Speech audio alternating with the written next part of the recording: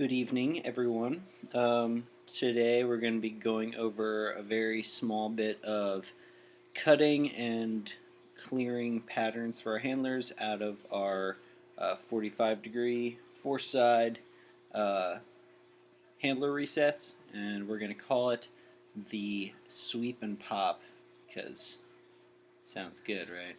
The first thing with the sweep and pop is, of course, the sweep. From this handler spot, you can make an upline cut down the line for a kick out, or you can make a sweep cut straight behind the handler, looking to then attack this break side space over here. So first off, we're going to make that sweep cut across. So the reset handler, having just cut from here to here, has now gotten the disc, and the original thrower up here is going to bust into the space that had just been vacated by this handler. Now again, this handler for the most part is going to be looking to the break side, but this player is going to need to clear out eventually anyway. So they might as well turn around and clear out this way. They've got steps on this defender since they had just previously been marking. So just catching it and flipping it back into this space quickly is often an open pass to make. Great. Let's talk about how this works both in HostStack and VertStack, the different variations of it. So here we see our HostStack. Our four-side reset has made that sweep cut across. Once they catch it here, they're going to, again, try to continue it either to this handler who's made a little bit of a move, or if this handler clears out to one of these cutters coming into this space. That's pretty basic. This player, again, though, has sort of nowhere to go. Clearing up into the stack is sort of a weird move for them to make because eventually they're going to have to come back and be the four-side reset themselves. They can't go to the break side because that's a space we're going to be attacking immediately. So another way they can make themselves dangerous is by busting into this space and looking for this person to flip it back to them before they settle back into that same original 45-degree set.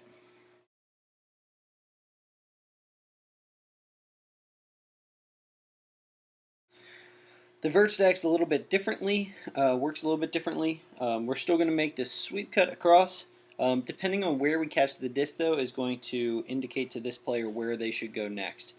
If the pass ends up all the way over here, that's great. We're probably going to be looking for the back of the stack, or maybe the front of the stack, to bust into this space for the continue. Either way, this handler probably isn't going to be best served by attacking this space. We'd rather this player do that.